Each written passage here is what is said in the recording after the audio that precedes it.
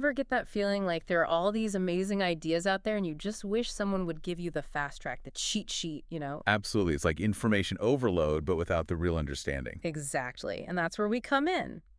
Today, we're going to take you on a journey, a deep dive into two works that, well, they seem totally different at first glance. Two very distinct flavors, you might say. Totally. Huh.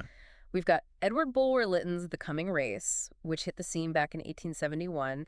And on the other end of the timeline, we have The Law of One, a series of channeled messages starting in 81 from an entity calling itself Ra. Ra, a social memory complex. Quite a concept in itself, right? Right. So The Coming Race plunges us into this fictional subterranean civilization, the Anna. Down we go into the depths. Down we go. And they've got this incredible energy source, Vril. It's their lifeblood, literally powers everything. And the social structures, how they organize themselves, super interesting, like who gets to choose their partner. It seems women have the upper hand there. Plus, they have some pretty unique ideas about our history up here on the surface. A different perspective, to say the least. An understatement of the century. Oh, yeah, no. Okay, then we have the Law of One, and it's offering this whole other way of looking at things, this deep interconnectedness of everything. There are these levels of consciousness, densities, they call them, and it suggests we're on this journey of spiritual evolution, and how we choose to help others or not actually shapes that journey. It's a cosmic perspective, really. Layers upon layers, that's for sure. Exactly. So on the one hand, you have Victorian era sci-fi adventure, and on the other, some believe it's wisdom from beyond. Now, our mission for you listening right now is to find those hidden gems, those surprising overlaps between these two, even though one is obviously made up and the other, well, depends on your perspective. We're going for the gold, those nuggets of insight about what a truly advanced society might look like, what our own potential could be, and maybe even get a glimpse of the fabric of reality itself. So much to unpack. Let's dive in. So right from the start, The Coming Race Right. throws us into this hidden world. You literally journey down with the narrator into this subterranean space. And he's immediately struck by the architecture. Everything's so symmetrical. Very structured. Right. Speaks to a highly organized way of life, right? And then the tech for the time period, mind you, it's advanced. Things like a curtained aviary, a window shutter that rises on its own. Yeah. And everything bathed in artificial light, creating this feeling of being totally separated from the sunlit world above. Creates this image of a totally self-contained world. Now, over in the Law of One, we've got this concept of densities. Think of them like levels, stages of understanding in the universe, each with its own, well, vibe. According to Ra, Earth is currently in third density, on its way to fourth density. Moving on up. Exactly. And that shift, that transition, it's not just going to be like, oh, look, a new app. This is a fundamental change. Think, the ability to manifest weapons instead of just thinking about them. Whoa, that escalated quickly. Right. And to make that leap into fourth density, to physically embody it, they talk about needing to go through what we understand as death. Transformation on a whole other level. Seriously. So, big picture time, think about it. Could that subterranean world, the Anna and their tech and their separation, could that be a metaphor, a representation of a different density, a different level of existence? Like a step ahead on the evolutionary ladder. Maybe a step ahead, maybe a state we've forgotten. That's the thought-provoking part. These two very different stories, yet they resonate in a way. Strange how those connections appear. Makes you wonder, right? Okay, let's talk about the juice, the fuel that runs the world of the Anna, Vril. This stuff is everywhere in their world, powerful enough to obliterate things, but also heal and literally power their entire civilization. The good, the bad, and the powerful. I like that. Their transport communication across, get this, hundreds of miles through these tubes. But here's the catch. It's not just about having it. To really use Vril, you need a specific mindset, inner peace, steady will. Inner mastery. A prerequisite for outer power. That's the key. It's fascinating how this connects to Ra's idea of intelligent energy, an energy that flows through us, through these energy centers, chakras. And these centers, they act like filters. Ra even talks about these crystallized healers who can collect and focus light, and balanced energy centers are super important for healing. A very specific kind of energy work, that's for sure. So are we seeing a pattern here? Could Vril, this fictional force, be Bulwer-Lytton's way of imagining, of trying to grasp this idea of an intelligent energy, kind of like how Ra describes it, but through a story?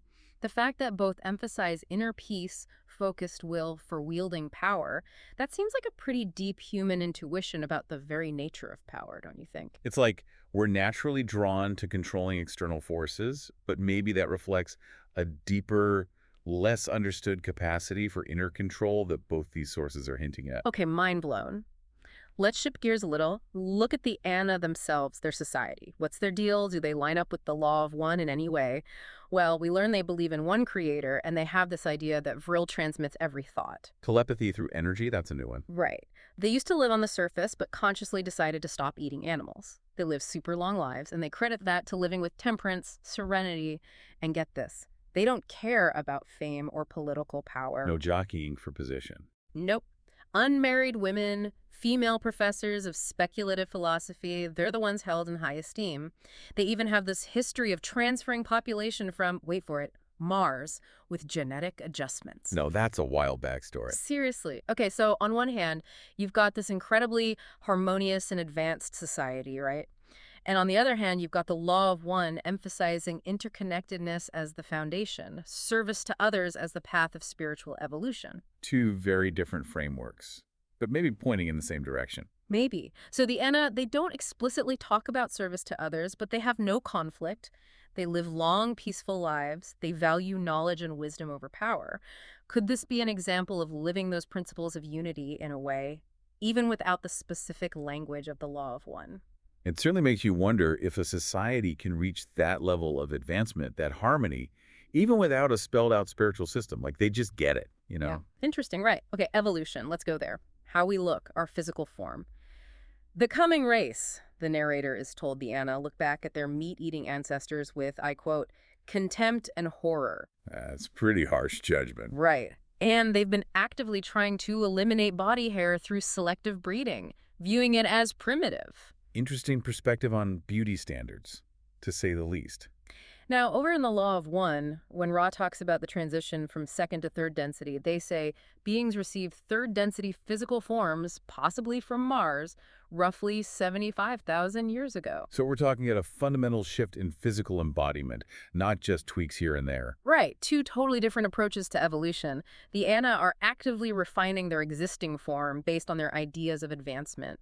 Ra talks about a massive transformation of the physical vehicle as consciousness evolves across these cosmic stages. It is interesting, though, that they both mention Mars, just in wildly different contexts and time frames. Maybe a cosmic coincidence. Makes you think, okay, spiritual advancement. In the coming race, the Anna, they have this unified religious belief worshiping one creator. Everyone believes and practices the same thing. A society with no religious conflict, that's definitely noteworthy. Right. Now, with the law of one, Ray gets into the nitty-gritty, talking about harvest into higher densities based on whether a being is primarily oriented towards service to others or service to self. It's about aligning with your dominant energy, your core intention. Exactly. They talk about the Confederation of Planets serving the infinite creator and the Orion group all about conquest.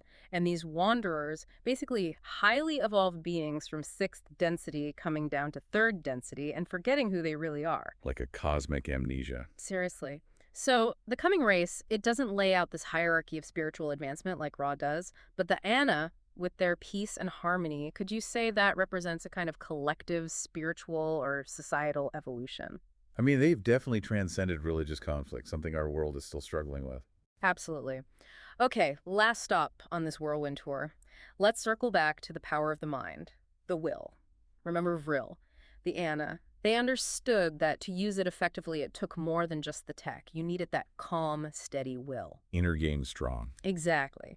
It's even mentioned that in Wives and Mothers, the destructive side of Vril, it's often channeled towards healing instead. Makes sense, right? That nurturing energy. Totally.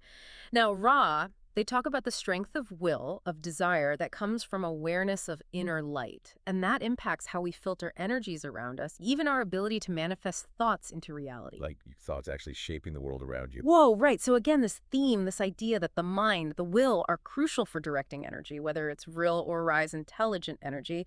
It's another huge parallel. It's saying that true power, whatever form it takes, is deeply connected to our consciousness, our intentions. Like a universal truth hiding in plain sight. Wow, what a journey. Let's recap. We started with a Victorian sci-fi novel about a civilization underground, and these channeled teachings claiming to be from a higher consciousness.